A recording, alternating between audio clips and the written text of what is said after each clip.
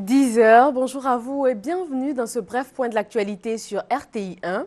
Une délégation d'hommes d'affaires japonais séjourne en Côte d'Ivoire pour une prospection du marché des affaires. Ces hommes et femmes d'affaires japonais ont été reçus par le chef de l'État, Alassane Ouattara. Cette mission d'affaires vise également le renforcement de la coopération entre les deux pays.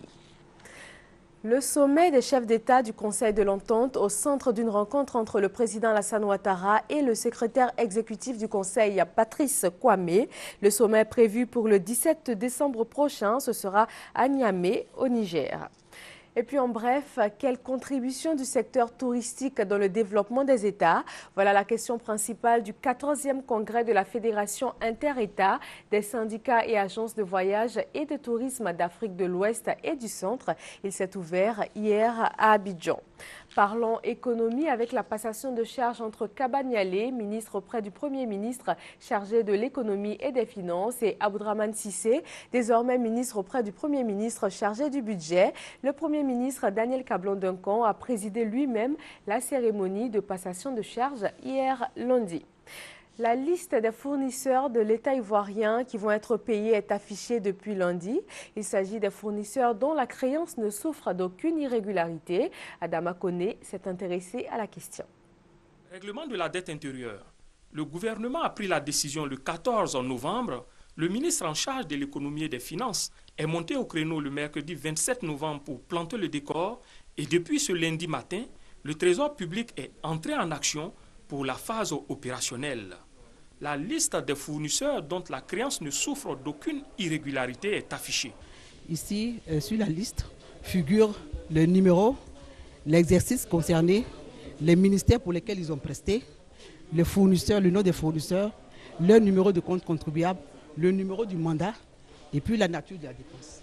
Ce sont 51 milliards de francs CFA que percevront les 1741 créanciers de l'État.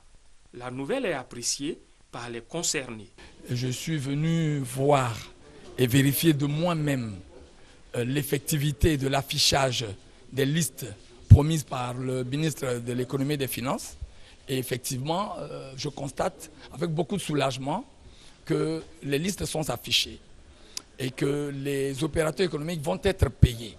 Nous affichons notre optimisme et notre grand soulagement par rapport à ce qui est fait. Le tout n'est pas de voir son nom sur le tableau. Le titulaire de ce mandat-là, qui verrait donc que son mandat a été validé, ensuite rentre ici dans notre bureau d'information pour que nous puissions lui donner les informations les plus importantes, notamment sur les montants de sa créance. Ensuite, sur certainement le jour où le paiement va se faire de façon effective. Notre bureau d'information est également ouvert pour tous ceux qui ne verraient pas leur nom sur cette liste-là. Vous savez que le Conseil des ministres a prévu une procédure de réclamation. À la question de savoir quand les bénéficiaires entreront en possession de leur dû, le directeur général du Trésor et de la comptabilité publique est formel. Dès le vendredi 6, nous commençons le virement. Dès le vendredi 6 décembre. Et jusqu'au 15, on aura fini de faire les 51 milliards.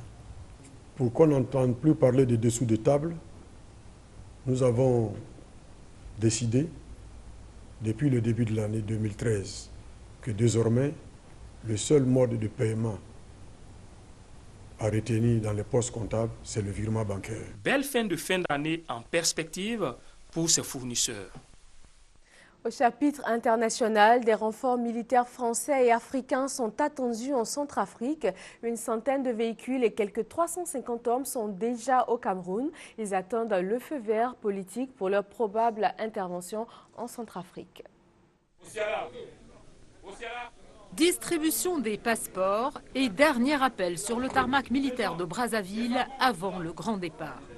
Ces soldats congolais viennent renforcer la force régionale, noyau dur de la mission internationale de soutien à la Centrafrique.